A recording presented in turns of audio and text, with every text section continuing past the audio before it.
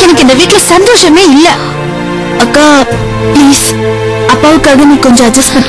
வேண்டாண்டி, எல்லாருக்காகவும் நான் அட்ஜஸ்ட் பண்ணிட்டு தான் இருக்கேன். உங்க மூத்த பொண்ணு பையனையும் காணோம். பொண்ணும் மாப்பிள்ளையும் கிளம்பிட்டாங்க.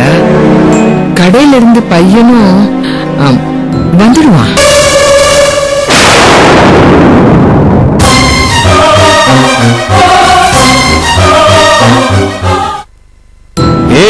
பிரியா பிரியா கொஞ்சம் சாப்பிடு. பிரியா எனக்கு வேண்டாம்பா. ஏம்மா இப்படி அடம் பிடிக்கிற? ஏதாவது சாப்பிட்டா தானே மருந்து மாத்திரை போட்டுக்க முடியும்.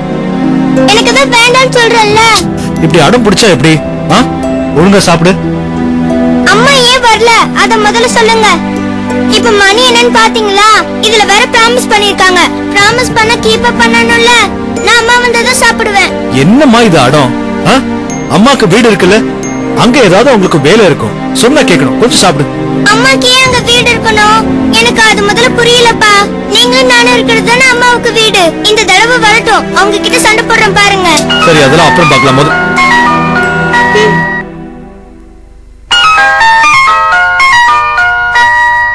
ஒரு நிமிஷம். இப்போ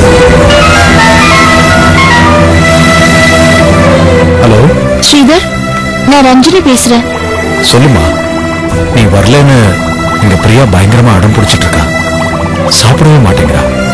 சாரி ஸ்ரீதர், என்னால இன்னைக்கு வர முடியாதுன்னு தோணுது. நீங்க எப்படியாவது பிரியாவை சமாளிச்சிடுங்க. என்னாச்சு? ஏன் ஒரு மாதிரி பேசுற? Are you okay? இல்ல வீட்ல ஏதாவது பிரச்சனையா? ரஞ்சனி, ஏன் பதில் சொல்ல மாட்டேங்கிற? என்னாச்சு?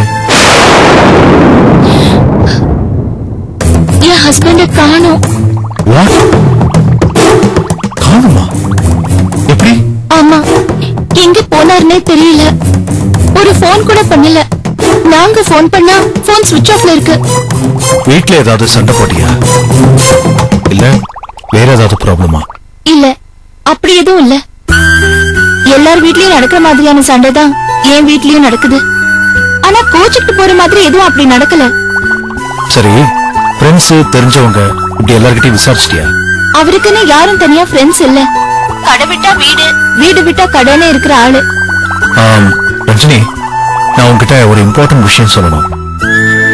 கொஞ்ச நாளைக்கு முன்னாடி உன்னை தேடிக்கிட்டு யாரோ ஊட்டில இருந்து உங்க ஸ்கூலுக்கு வந்திருக்காங்க. ஊட்டில இருந்தா? பிரியா உங்களை பாத்திருக்கா. ஆனா யாரு என்னன்னு அவளால சொல்ல முடியல. நீ எங்க இருக்கேன்னு அவகிட்டயே போய் விசாரிச்சிருக்காங்க. ஆள் பாக்குறதுக்கு ஒரு மாதிரியா இருந்தாங்கன்னு சொன்னா. அப்பவே எனக்கு டவுட்டா இருந்துச்சு. அத பத்தி பேசுறதுக்காக உங்க ஸ்கூலுக்கு வந்தேன். ஆனா நீ பிளே கிரவுண்ட்ல பசங்களோட இருந்த. உங்க பிரின்சிபால் வேற பக்கத்துல இருந்தாங்க. அதான் பிசிஓக்கு போய் உனக்கு போன் பண்ணேன். என்ன சொல்றீங்க? நீங்க அன்னைக்கு போன் பண்ணீங்க? ஆமா, உன்னை வார்ன் பண்ணணும்னு நினைச்சேன். நான் யாரு என்ன ஏதுன்னு சொல்றதுக்கு அப்ப எனக்கு டைம் இல்லாதனாலதான் அங்கிருந்து போன் பண்ணேன். நீ கொஞ்சம் எச்சரிக்கையா இருக்கணும் ரஞ்சனி. உன்னை சுத்தி ஏதோ ஆபத்து நெருங்கிக்கிட்டு இருக்குன்னு தோணுது. நீ எதுக்கும் ஒரு போலீஸ் கம்ப்ளைண்ட் கொடுத்துரு. ஹஸ்பண்ட காணும்னு எத்தனை நாள் நீயே தேடிட்டு இருப்ப. இத பாரு, இதுக்கெல்லாம் ரிஸ்க் எடுக்காத. நான் உன்னை பயமுறுத்தறதா நினைச்சுக்காத.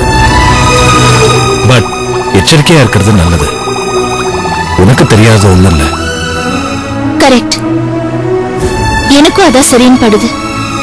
நான் இப்பவே போலீஸ்ல போய் கம்ப்ளைண்ட் கொடுக்கறேன். பாய். சரி.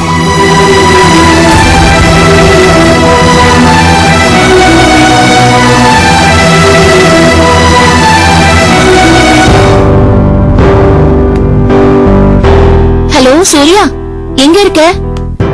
கொஞ்சம் உடனே நம்ம ஏரியா போலீஸ் ஸ்டேஷனுக்கு வந்துடுறியா? ஓகே.